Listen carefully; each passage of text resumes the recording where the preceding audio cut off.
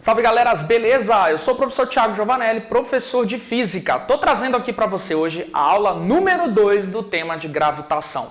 Se você não assistiu a minha aula número 1, dá uma olhadinha no card que eu tô colocando aqui, né? Para você ir direto na aula número 1, para você ver aquela partezinha, né, de histórico de gravitação, primeira, segunda e terceira lei de Kepler.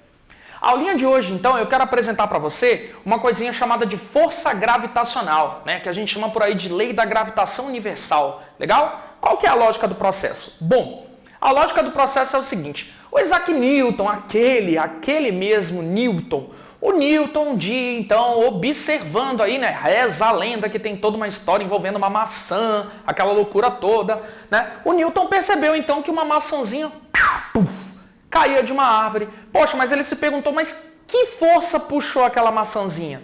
E aí ele acabou percebendo que deve existir uma força entre corpos que possuem massa. Do mesmo jeito como a Terra tem massa e a Lua tem massa, e deve existir uma força entre a Terra e a Lua. E, de fato, isso existe.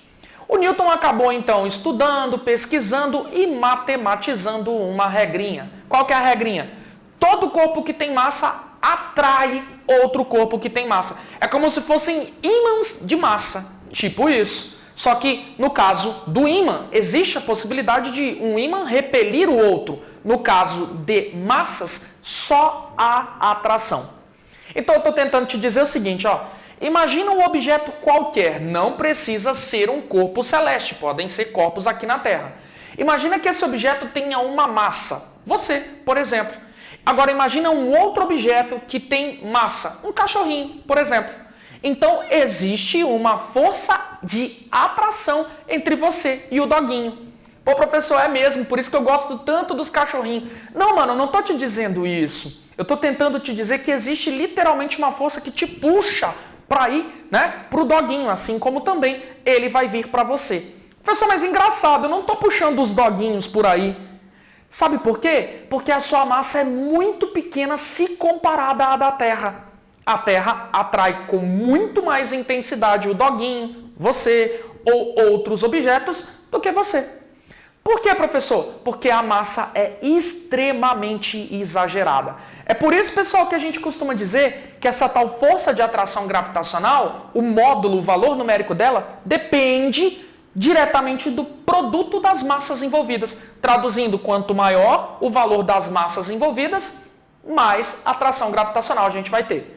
Além disso, também vale outras variáveis dentro desse contexto, né? Outra variável, melhor dizendo, que é a distância entre os centros dos dois corpos. Então, a distância que esses corpos estão também influencia na forma como há a atração gravitacional. E por último, também está relacionada a uma constante. E essa constante não depende do meio, não depende da densidade, não depende de nada. Ela é única, ela é universal para todo e qualquer contexto. Seja para você e um doguinho, seja para Lua e Terra, seja para Terra e Júpiter, Sol e... enfim, cara, vale para todo e qualquer, né, todo e qualquer sistema que eu puder imaginar. Essa constante, ela é chamada de Gesão, constante de gravitação universal, né? O nome universal sugere que ela é única para qualquer contexto, não depende do meio, não depende de qualquer outro fator. Ela é sempre a mesma, independente da situação. E essa constante tem um valor mais ou menos aí de 6,67 vezes 10 a menos 11 newton vezes metros quadrados por quilograma ao quadrado. Ô galera, deixa eu te falar uma coisa, você não precisa decorar a constante não, beleza? Constantes são dadas em prova. Quando você precisa utilizar uma constante em uma resolução de exercício, a constante tem que estar lá presente nessa provinha, beleza? Então não se preocupa com ela. Ela, se for necessária, vai estar para você lá na provinha, tá bom? Então essa constante, ela é universal, como eu havia dito. Bom, o que você precisa saber? Coisinha número 1. Gente, você tem que tomar muito cuidado. Eu posso afirmar sem problema nenhum que a Terra me atrai e eu atraio a Terra. Ué, mas por quê, professor? Simplesmente pela terceira lei de Newton, já que eu estou falando de força. Força, então, entra dentro do contexto das leis de Newton. Então, galera, sim, eu posso dizer que eu estou atraindo a Terra. Por quê? Porque a Terra está me atraindo. Aquela questão da terceira lei de Newton, ação e reação. Outra coisa que você tem que lembrar, né? Fiz questão de anotar aqui, ó. Esse D da formulinha é a distância entre os centros dos dois elementos que eu estou analisando. Digamos que seja Terra e Lua. É a distância que vai desde o centro da Terra até o centro da Lua, tipo isso. Essa é a distância D que está figurando na nossa formulinha, tá bom? Vamos te mostrar um dos casos mais sensacionais desse tema. Olha só que bacana.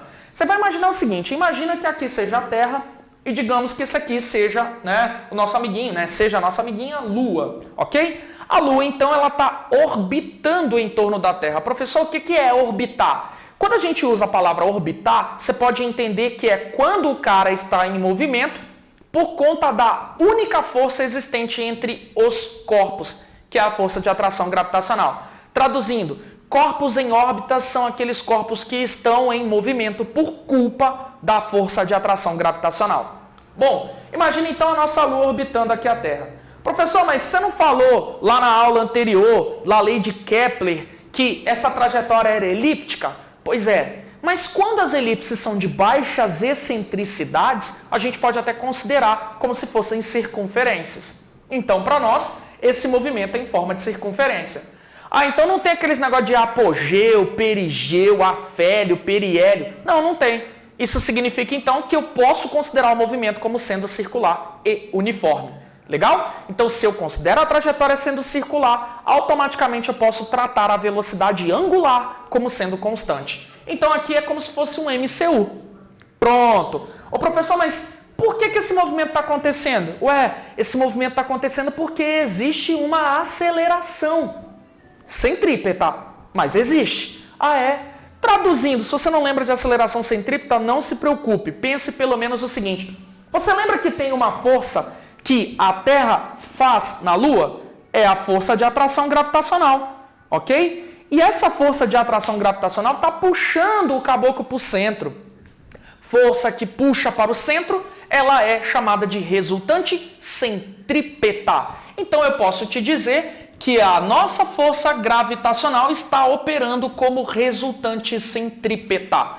Agora, olha só que bacana, hein? Força gravitacional, a gente manipula dizendo que é Gzão, Mzinho, dividido por D ao quadrado.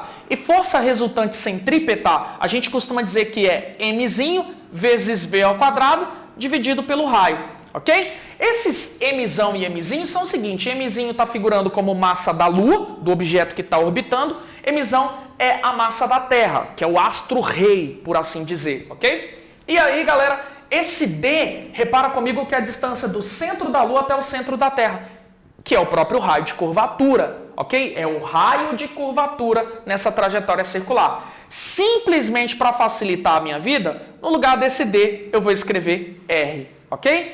Agora, olha só que bacana, hein? Você percebeu comigo que essas massas eu posso simplificar? Ou seja, a massa da Lua ali, para o que eu vou mostrar agora, não vai interferir.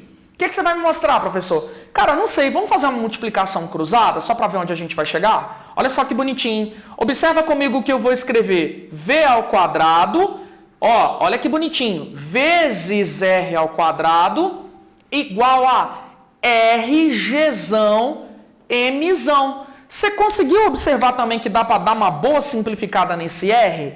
Simplifiquei o R com R quadrado. Moral da história, você conseguiu observar que V quadrado ficou como G vezes M, o R que sobrou aqui daquela simplificação, jogo para lá dividindo. Olha só que bonitinho. O que sobra para a gente? Uma formulinha que determina para nós o que a gente costuma chamar por aí de velocidade orbital. A velocidade que o caboclo tem que ter para estar em órbita. Olha só que bacana. Uma coisa que eu queria chamar a atenção sobre essa formulinha da velocidade orbital é o seguinte.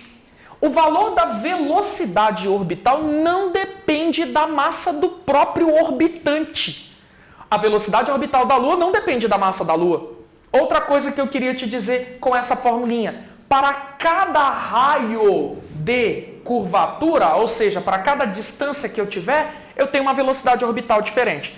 Tipo, né? Levando em consideração que G é uma constante e M, massa da Terra, nesse contexto, nesse exemplo, é sempre a mesma, Então observa que a velocidade orbital depende basicamente do raio de curvatura. Então tipo assim, ó, vamos tentar entender? Cara, tem um satélite orbitando a uma distância do centro da Terra, o raio de curvatura de 10 mil alguma coisa, né? Inventei os números aleatórios. 10 mil, ok? Isso significa que ele tem uma velocidade orbital. Se ele tiver uma velocidade orbital maior do que esta, com certeza ele vai estar a uma outra distância. Traduzindo, cada distância que eu imaginar tem uma velocidade orbital diferente, tá bom? Galera, basicamente tudo que você precisar construir a partir daqui, né, a grande maioria das coisas, você vai a partir da análise de que força gravitacional é a resultante centrípeta. Aí, meu irmão, você vai destrinchando, vai abrindo aí usando as equações de movimento circular e uniforme e você vai conseguir chegar em lugares incríveis com essa informação, tá bom? Galera, espero que vocês tenham curtido esse vídeo. Legal? Faz aí a inscrição no canal, manda aí esse vídeo para os seus amigos. Valeu!